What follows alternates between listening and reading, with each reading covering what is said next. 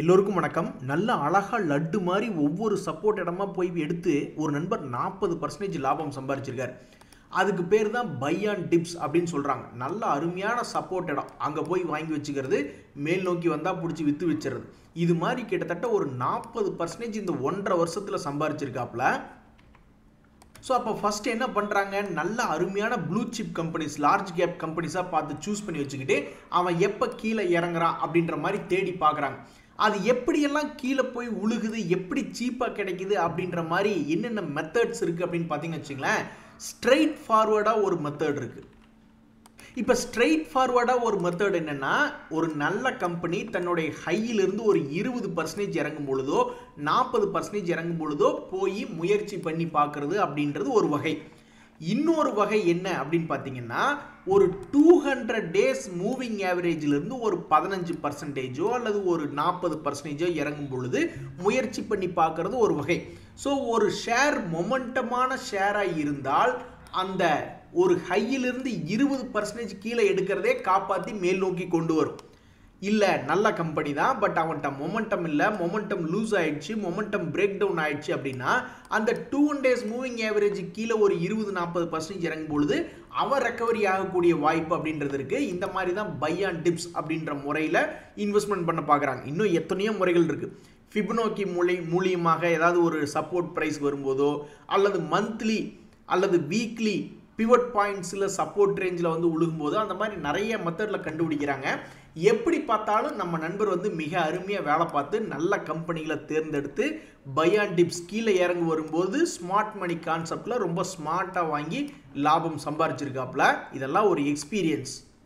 நண்பர்களே, இன்னைக்கு ஷேர் மார்க்கெட்டில் ஒரு நியூஸ் என்னென்னா, இந்த ஐஓபி அப்படின்ற ஷேர் ஒரு 7% ஏறி ஷேர் மார்க்கெட்டினுடைய கவனத்தை கவர்ந்துருக்கான். ஆனால் இந்த ஷேரில் பணம் போட்டு வச்சவங்களாம் என்ன ஒரு ஆசையில் இருப்பாங்கன்னா, இவனுடைய சமீபத்திய ஹை, பழைய ஹை ஒரு 84 ரூபா வந்துன்னா ரொம்ப சந்தோஷமாக இருக்குமே அப்படின்ற மாதிரி சந்தோஷப்பட்டுக்கிட்டு இருப்பாங்க. இருந்தாலும் இந்த ஷேர் மார்க்கெட்டில் இந்த ஐஓபி ஷேரில் யாராவது ஸ்மார்ட் மணி கான்செப்டில் போய் வாங்கணும்னு காத்துட்டு இருக்கிறவங்க இந்த ஷேர் மேலே ஏறக்கூடாது, கீழே நல்லா குப்புன்னு உழுகணும், ஒரு 56 ரூபாயெல்லாம் உழுகணும் அப்படின்ற மாதிரி எதிர்பார்த்துட்டு இருப்பாங்க. ஸோ எதிர்பார்த்துட்டு இருக்கிறவங்களுக்கு இந்த ஷேர் மார்க்கெட் அள்ளி கொடுக்க போகுதா, இல்லை ஆல்ரெடி வாங்கி வச்சு உட்காந்துருக்கிறவங்களுக்கு 84 ரூபா போக போகுதா அப்படின்றத பொறுத்து இருந்து தான் பார்க்கணும்.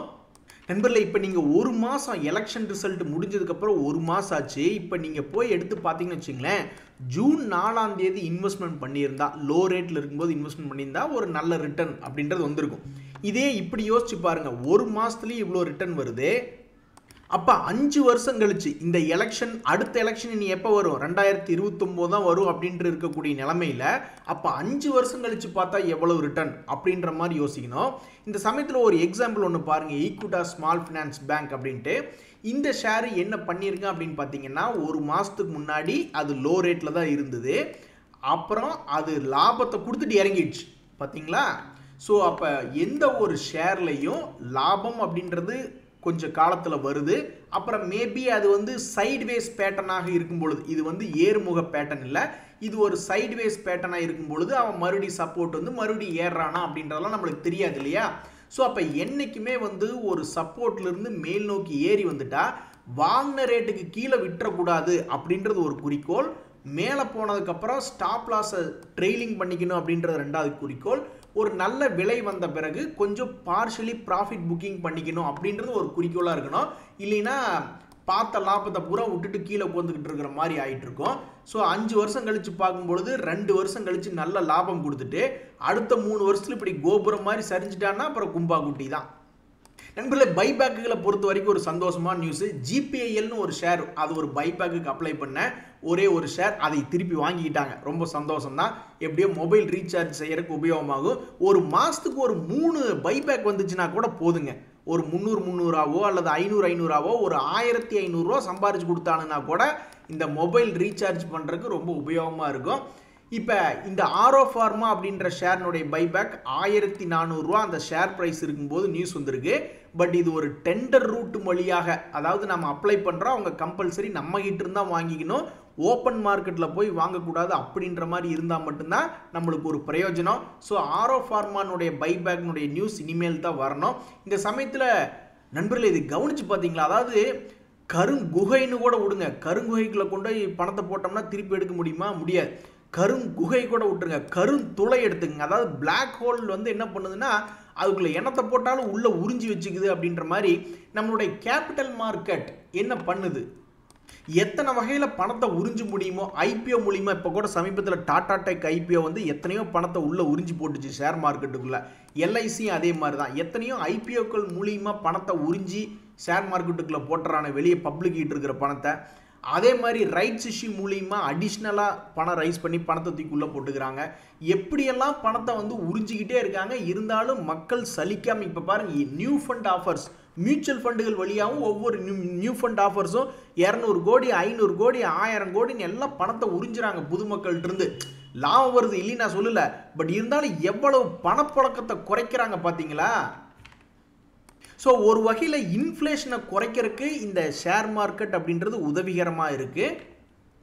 ஏன்னா இருக்கிற பணத்தையெல்லாம் கொண்டு இன்வெஸ்ட்மெண்ட்டில் பணத்தை போட்டோம்னா நம்ம வெட்டி செலவு அதிகமாக பண்ணாமல் இருப்போம் இல்லையா? நான் வேகமாக ஸ்க்ரோல் பண்ணிட்டேன், மெதுவாக ஸ்க்ரோல் பண்ணுறேன். இந்த டேட்ஸ் எல்லாம் பார்த்துங்க. ஐசிஐசி ப்ரூடென்ஷியல் எனர்ஜியினுடைய நியூ ஃபண்ட் ஆஃபர் வந்து 16ஆம் தேதி நாளைக்கு முடியுது, 18ஆம் தேதி முடியறது இருக்குது, 19, 22 வரிசையாக இருக்குது. ஒரு இடம் பாஸ் பண்ணி டேட்ஸ் பார்த்துக்கிற மாதிரி இருந்தால் டேட்ஸ் பார்த்துங்க.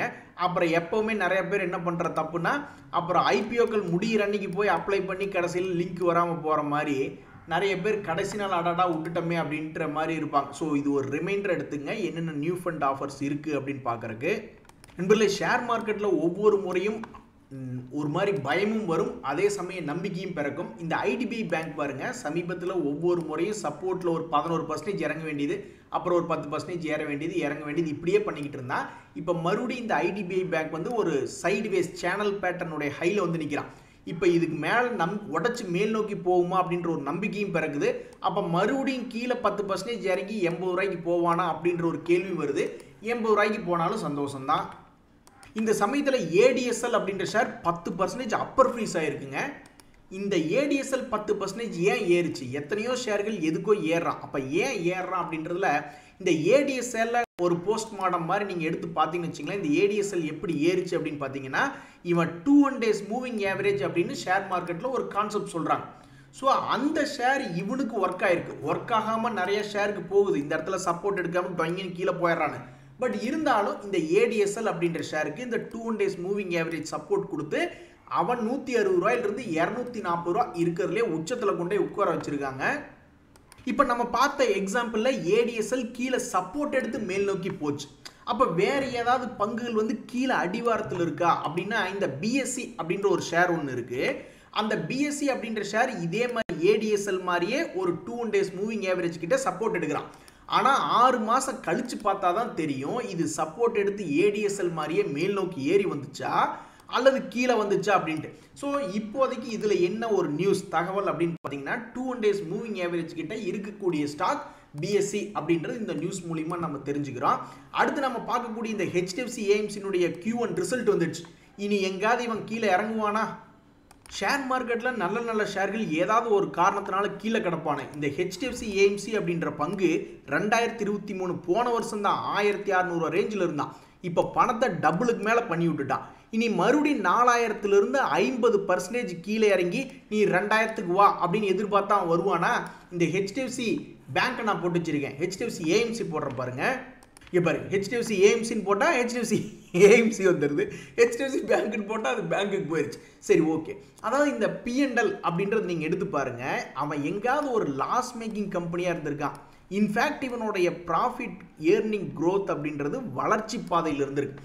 அப்போ ஷேர் மார்க்கெட் ஒரு கட்டத்தில் செபி இவங்க மேலே பெருசாக சார்ஜ் போட்டுருமா, இவங்களுடைய டோட்டல் ஏர்னிங்ஸ் ரேஷியோ அப்படின்றது வந்து ஏதாவது ரொம்ப கம்மியாக இருக்குமா அப்படின்ற மாதிரி ஒரு கட்டத்தில் பயந்துட்டு இருந்தது. அப்புறம் ஒரு செபி மீட்டிங்கில் வந்து அதை பற்றி எதுவுமே இவங்களுடைய மியூச்சுவல் ஃபண்ட்ஸ் சார்ஜை மறுபடியும் ஏதாவது ரீஅலைன் பண்ணுற மாதிரி எதுவும் நியூஸ் வராதனால அப்போ ஏற ஆரம்பித்தவன் தான் 1600 ரூபாயிலிருந்து இன்னைக்கு 4000 வந்திருக்கான். இனி மறுபடியும் நம்ம ஒரு வருஷத்துக்கு முன்னாடி பார்த்த ரேட்டு நீ வா அப்போ தான் நான் வாங்குவோம்னா நம்ம வேணால் உட்காந்துருக்கலாம். ஆனால் அது வருமா அப்படின்றது தெரியாது. ஸோ அப்போ இதிலிருந்து என்ன தெரியுதுன்னா, நல்ல நல்ல பங்குகள் எப்பாவது ஒரு தடவை தான் அடிவாரத்தில் கிடைக்குது. அதுக்கப்புறம் கிடைக்கக்கூடிய வாய்ப்பு என்பது ஒரு கனவாகவே போயிடுது. இப்போ பேங்க் இந்தியா அப்படின்ற ஒரு ஷேர், அவனு ஒரு நல்ல ஷேர் தான். இன்னைக்கு பார்த்தீங்கன்னா 2.85% ஏறி இருக்கு. அப்போ இந்த பேங்க் ஆஃப் இந்தியா அப்படின்ற ஷேர் வந்து இவன் ஒரு காலத்தில் வந்து பார்த்தீங்கன்னா 188 ரூபா இருந்த ஷேர், இவனும் ஒரு கட்டத்தில் வந்து 43 ரூபாய்க்குலாம் கடந்திருக்கான். இப்போ மறுபடியும் இவன் என்ன பண்ணுறான் அப்படின்னு பார்த்தீங்கன்னா 2 days மூவிங் ஆவரேஜை தாண்டலாமா வேண்டாமான்னு யோசிச்சுட்டு இருக்கான். அப்போ இவன் தாண்டி மறுபடியும் ஒரு 150 ரூபாய்க்கு வந்துச்சுன்னா தான் இவனுக்கு ஒரு மரியாதை அப்படின்ற ஒரு சூழ்நிலையில் இருக்குது. ஸோ எப்படி ஹெச்டிஎஃப்சி ஏஎம்சி நல்ல கம்பெனி தான், ப்ராஃபிட் பண்ணிட்டு இருந்த கம்பெனி இப்போ தான் நம்மளுக்கு 100%க்கு மேலே லாபம் கொடுத்துருக்குன்னு ஒரு வருஷம் கழிச்சு தான் தெரியுதோ, அதே மாதிரி பேங்க் ஆஃப் இந்தியாவும் ஒரு 6 மாதம் ஒரு வருஷம் கழிச்சு பார்த்தா தான் இந்த நியூஸ்னுடைய அப்டேட் தெரியும். ஸோ இந்த நியூஸ்னுடைய ஃபாலோ அப் வந்து உங்களுக்கு ஒரு வருஷம் கழிச்சு இது என்னாச்சு அப்படின்றத பார்ப்போம். நண்பர்களே, ஷேர் மார்க்கெட்டில் வாட்ச் லிஸ்ட் அப்படின்னு ஒரு கான்செப்ட் இருக்குது. நீங்கள் ஒரு ஷேரை வாட்ச் பண்ணிக்கிட்டே இருந்தீங்கன்னா தான் அதை வந்து நீங்கள் என்றைக்காவது ஒரு லோ ரேட் வரும்பொழுது பிடிக்க முடியும். ஒரு உதாரணத்துக்கு இந்த ஆர் சிஸ்டம்ஸ் அப்படின்ற கம்பெனியினுடைய சமீபத்தினுடைய பிரைஸ் மூவ்மெண்ட் இப்படி இருக்குது. அப்போ ஒரு வேளைக்கு இது இவன் தப்பி தவறி கீழே ஒரு 350 ரூபாய்க்கு கிடைப்பானா அப்படின்ற மாதிரி பார்த்துட்டு இருக்கணும், வாட்ச் லிஸ்ட்டில் போட்டு வச்சுருக்கணும். அவன் என்றைக்காவது ஒரு டைம் வந்து கீழே விழுந்துட்டு அப்புறம் ஒரு 3 மாதம் கழிச்சு என்னவான்னு யாருக்கும் தெரியாது. ஆனால் நல்ல லோ ப்ரைஸ் வேணும் அப்படின்னா இந்த மாதிரி நல்ல ஷேர்களை எல்லாம் எடுத்து லோ ப்ரைஸ் என்ன அப்படின்றது வாட்ச் பண்ணிக்கிட்டே இருக்கணும். இப்போ கூட பாருங்க, இண்டிகோ பெயிண்ட்னு ஒரு ஷேர், அவன் ஏதோ ஒரு காரணத்தினால கீழே இறங்கி கிடக்கிறான். ஆனால் அந்த கம்பெனி வந்து ஒரு டிவிடெண்ட் கொடுக்கக்கூடிய கம்பெனியாக இருக்குது, கடன் என்பது இல்லாத ஒரு கம்பெனியாக இருக்குது. அதே மாதிரி அவனுடைய ப்ராஃபிட் அண்ட் க்ரோத் எப்படி நம்ம அந்த ஹெச்டிஎஃப்சி ஏஎம்சிக்கு பார்த்தோமோ அது மாதிரி நெகட்டிவ்லேருந்து இப்போ ஒரு பாசிட்டிவாக இருக்கான். அப்போ அடுத்து வரக்கூடிய வருடங்கள்லையும் பாசிட்டிவாக இருக்கான் அப்படின்னா அப்போ இந்த கம்பெனி என்ன ஆகும், மேல் நோக்கி போகிறதுக்கு தான் வாய்ப்புகள் அதிகம். அப்போ மேல் நோக்கி போகிற மாதிரி இருந்தால் இவனுடைய பழைய ஹை என்ன, ஹெச்டிஎஃப்சி ஏஎம்சியினுடைய பழைய ஹை எப்படி இருந்தது, பேங்க் ஆஃப் இந்தியானுடைய பழைய ஹை எப்படி இருந்தது, அது மாதிரி இவனுடைய பழைய ஹையை வந்து தொடுவானா அப்படின்ற கேள்வி இந்த ஷேர் மார்க்கெட்டில் வரும். அதே மாதிரி இந்த சொனாட்டா சாஃப்ட்வேர் அப்படின்ற ஒரு எக்ஸாம்பிள். எதுக்கு எக்ஸாம்பிள், இப்போ ஒருத்தர் இன்வெஸ்டர்ஸ் வந்து ஷேர் மார்க்கெட்டில் ஏதாவது ஒரு டெசிஷன் எடுக்கணும், வாங்குறதா விற்கிறதா அப்படின்னு ஏதாவது ஒரு டெசிஷன் எடுக்கிறாங்க பார்த்தீங்களா, அந்த ஒரு டெசிஷன் வந்து அவங்களுடைய போர்ட்ஃபோலியோவை உச்சத்துக்கும் கொண்டு போகலாம், இல்லை யானை எப்படி காலில் போட்டு மிதித்து சட்னி பண்ணிச்சோ அது மாதிரி சட்னி ஆயிடலாம். ஸோ எல்லாமே இன்வெஸ்டர்ஸ்னுடைய டெசிஷனுடைய கையில் தான் இருக்குது. இப்போ இந்த சொனாட்டா சாஃப்ட்வேர்னு ஒரு ஷேர், ஸோ கரெக்டாக சென்டர் பாயிண்டில் வந்து நிற்கிறான். இது வந்து ஒரு ஹை, இது வந்து இதனுடைய லோ, கரெக்டாக ஒரு சென்டர் பாயிண்டில் இருக்கான். ஒரு இன்வெஸ்டர் என்னதாங்க பண்ணுறது, இப்படி ஒரு சோதனை காலமாக இருந்தால் ஒருவேளை அவங்க இங்கே வாங்கி அவன் மறுபடி கீழே வந்துட்டா போர்ட்ஃபோலியோ கும்பான், ஒருவேளை அவங்க இங்கே வாங்கி போர்ட்ஃபோலியோ மேலே போயிடுச்சுன்னா அவங்களுடைய போர்ட்ஃபோலியோ நல்லாயிருக்கும். இதை தான் என்ன சொல்கிறாங்க அப்படின்னா ஷேர் மார்க்கெட்டில் a decision makes or breaks the investors portfolio அப்படின்னு. இந்த பிரச்சனை தவிர்க்கிறதுக்கெல்லாம் ஷேர் மார்க்கெட்டில் ஒன்றுமே கிடையாது. Stop loss, hedging, trailing stop loss, அது போன்ற மேனேஜ் செய்யக்கூடிய கான்செப்டுகள் தான் இருக்குது. அட சொக்கா, அந்த 1000 பொண்ணு எனக்கே வா அப்படின்ற மாதிரி இன்னைக்கு சில ஃபேமஸான பங்குகள்லாம் அருமையான லாபம். இந்த ஹெச்பிஎல் பவர் அப்படின்றது 11% லாபம், ஐஎஃப்சிஐ 10% லாபம், கிரீன் பிளே இண்டஸ்ட்ரீஸ் அவன் ஒரு 9% லாபம், கேஎஸ்பி அப்படின்ற கம்பெனி 5%. ஆனால் இதில் ஒரு முக்கியமான விஷயத்தை கவனிச்சிங்களா, ஒரு எக்ஸாம்பிளுக்கு ஹெச்பிஎல் பவர், கேஎஸ்பி அப்படின்ற ஒரு 2 ஷேர் நீங்கள் எடுத்து பாருங்கள், இவங்களுடைய மொமெண்டம் ஃபால் ஆகவே இல்லை பாருங்க. இந்த கேஎஸ்பி அப்படின்ற கம்பெனி ஒரு தடவை 1000 ரூபா ரேஞ்சில் பிரேக் அவுட் ஆனவன் 5000 ரூபா வரைக்கும் இறங்காம மொமெண்டம் எடுத்து போய்கிட்டே இருக்கான். இங்கே ஒருத்தர் வாங்கி இதுக்கு கீழே போனால் தான் விற்பேன் அப்படின்ற மாதிரி இருந்தால் அவருக்கு நஷ்டமே கிடையாது. அதே மாதிரி ஹெச்பிஎல் பவர் அப்படின்ற கம்பெனி 100 ரூபாய்க்கு பிரேக் அவுட் ஆனவன் இப்போ 600 ரூபா. சில நேரங்களில் இதை பிரேக் அவுட் பண்ணிடலாமா இந்த மொமெண்டம் அப்படின்ற மாதிரி 2-3 தடவை ட்ரை பண்ணியிருக்கான், ஆனால் அது நடக்கலை.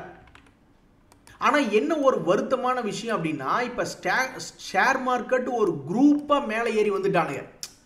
அதாவது 2-3 வருஷத்துக்கு கோவிடுக்கு அப்புறம் நீங்கள் பார்த்தீங்கன்னா இந்த மாதிரி மொமெண்டமில் நல்லா சம்பாரிச்சிட்டாங்க. இப்போ இனி மறுபடியும் நம்மளுக்கு கும்பலாக இதே மாதிரி ஒரு வாய்ப்பு கிடைக்குமா அப்படின்றது தெரியாது. ஒரு கோல்டன் சான்ஸை நம்ம எல்லாரும் மிஸ் பண்ணிட்டோம் அப்படின்ற மாதிரியான ஒரு அர்த்தம் தான் இது. இப்போ மறுபடியும் இது எப்போ வரும் அப்படின்னு பார்த்தீங்கன்னா 4 வருஷத்துக்கு ஒருக்கா இந்த எலெக்ஷன் டைமில் வந்திருக்கணும். அது என்ன காரணத்தினாலேயோ வரல. அது யாருமே எதிர்பார்க்காத மாதிரி ஒரு 15 வருஷமாவா அப்படின்ற மாதிரி ஒரு விஷயம் நடந்து போச்சு. அப்போ நீ அடுத்தது அமெரிக்காவில் எலெக்ஷன் நடக்கும் பொழுதோ இல்லை நீ எவனாவது உக்ரைன் ரஷ்யாவுக்கு மறுபடியும் ஏதாவது மிகப்பெரிய அளவில் குண்டு வெடித்து சண்டை வரும் பொழுதோ ஏதாவது நீ ஒரு விஷயம் நடக்கும்போது தான் இந்த மாதிரி கும்பலாக எல்லா ஷேர்களுக்குமே பெரும்பாலான ஷேர்களுக்கு இந்த மாதிரி ஒரு மொமெண்டம் அப்படின்றது கிடைக்கும். இனி அது எப்படா கிடைக்குன்னு தேடி பார்த்துட்டு இருக்க வேண்டியதான். அது வரைக்கும் ஸ்டாக் ஸ்பெசிஃபிக்காக எந்த ஸ்டாக் ஒரு உதாரணத்துக்கு இன்னைக்கு VTL அப்படின்ற ஒரு ஷேர், எந்த ஷேர் மேலே ஏறுதுன்னு கண்டுபிடிக்கலாம், எப்படி கண்டுபிடிக்கலாம் அப்படின்றத பார்ப்போம். அதுக்கு முன்னாடி இந்த VTL ஷேர் ஏன் ஏறுது, இங்கே பார்த்தீங்களா வர்தமான் டெக்ஸ்டைல் அப்படின்ற ஒரு ஷேர், இவனும் வந்து ஆல்மோஸ்ட் 350 ரூபா ரேஞ்சில் மொமெண்டம் எடுத்தவன் 550 ரூபா 200 ரூபா நிற்காம போய்கிட்டு இருக்கான். அப்போ இவங்ககிட்ட எல்லாம் என்ன இருக்குது, இது ஏதாவது DISFIs வாங்கியிருக்காங்களா, டிவிடெண்ட் கொடுக்குறாங்களா, கடன் இல்லாத கம்பெனியா, நல்ல லாபம் செஞ்சு கொண்டு இருக்கக்கூடிய கம்பெனியா, அல்லது இவன் இருக்கக்கூடிய செக்டரில் ஏதாவது நியூஸ் வருதா அப்படின்ற மாதிரிலாம் நம்ம தேடி போய் பார்த்து அலைஞ்சோம்னா தான் ஏதாவது ஒரு விஷயத்தோட லிங்க் பண்ணி ஓகே இவன் இதனால தான் ஏறான் அப்படின்ற மாதிரி நம்ம ஷேர் மார்க்கெட்டில் கண்டுபிடிச்சிக்க முடியும். நண்பர்களே, இந்த நீங்கள் ஒரு ஷேரை வாங்கி காலத்துக்கும் 20 வருஷம் 30 வருஷம் ஹோல்டு பண்ணிங்கன்னா அதனுடைய சக்தியே சக்தி தான். இந்த ONG ஷேர்லாம் எனக்கு தெரிஞ்சே ஒரு 20 வருஷமாக ட்ரேட் ஆகிட்டு இருக்கான். அப்போல்லாம் இவன் 1000 ரூபாய் ரேஞ்சுக்கெலாம் ட்ரேட் ஆகிட்டு இருந்த ஷேர், அதுக்கப்புறம் ஸ்பிளிட்டு போனஸ் அப்படி இப்படின்னு வந்து இப்போ கம்மியான ரேட்டில் 150 ரூபா ரேஞ்சுக்கெல்லாம் இப்போ கடைசியாக பார்த்துக்கிட்டு இருந்தது எனக்கு ஞாபகம். அதுக்கப்புறம் இப்போ இந்த ONG ஷேர் என்ன ரேட் இருக்கான்னு தெரியுங்களா? அடேங்கப்பா 323 ரூபாயில் இருக்கான். கோவிட் சமயத்துலாம் இவன் எவ்வளவு போனால் 2020 69 ரூபாயெல்லாம் போயிருக்கான். அதுக்கப்புறம் இப்போ 323. எனக்கு நல்லா ஞாபகம் இருக்குது, நான் ஷேர் மார்க்கெட்டில் டீலராக ஒர்க் பண்ணிட்டு இருந்தப்போ இதெல்லாம் ஏகப்பட்ட ஷேர்ஸ் ஒருத்தர் வாங்கி வச்சுருந்தார். அவர் எப்போ 1000 ரூபாய் ரேஞ்சிலேருந்து ஹோல்டு பண்ணிக்கிட்டு இருக்காரு. அதுக்கப்புறம் அது கீழே போய் ஸ்பிளிட்டு போனஸ் டிவிடெண்ட் எத்தனை வாங்கியிருப்பார் இந்த 20 வருஷத்தில். இந்த ஸ்டாக் மட்டும் மறுபடியும் எங்காவது 1000 ரூபா வந்துருச்சு. ஏன் இப்போ SBI வந்துச்சுல்ல, SBI தான் 150 ரூபா ரேஞ்சில் பல ஸ்பிளிட்டு போனஸ்லாம் கொடுத்து ட்ரேட் ஆகிட்டு இருந்தால் இப்போ 1000 ரூபா பக்கத்தில் வந்துட்டான். இனி டாடா ஸ்டீல் அப்படி தான் ட்ரேட் ஆகிட்டு இருக்கு. 1500 ரூபாயிலிருந்து கீழே போய் இப்போ 100 ரூபா வரைக்கும் போயிட்டு இப்போ 175 ரூபாய் ட்ரேட் ஆகிட்டு இருக்கான்.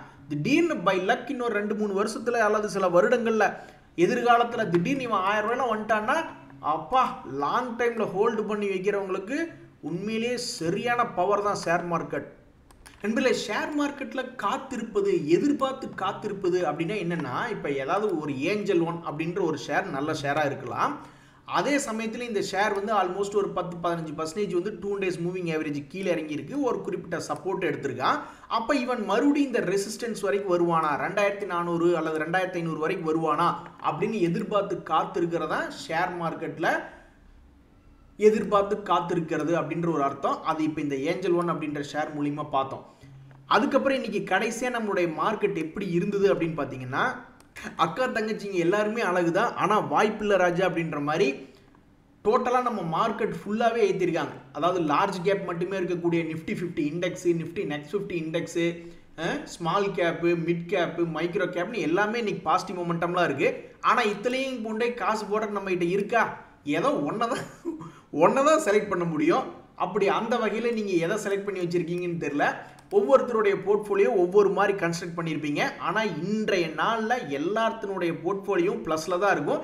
இன்றைக்கும் கூட யாராவது ஒரு போர்ட்ஃபோலியோ கும்பா பாடிச்சுன்னா உண்மையிலேயே அது ஒரு மிகப்பெரிய கும்பா போர்ட்ஃபோலியோவாக தான் என்னுடைய கருத்து. இன்றைய தகவல் அனைத்து உங்களுக்கு உதவியாக இருந்ததுன்னு எனக்கு சந்தோஷம் தான். ரொம்ப நன்றி, வணக்கம்.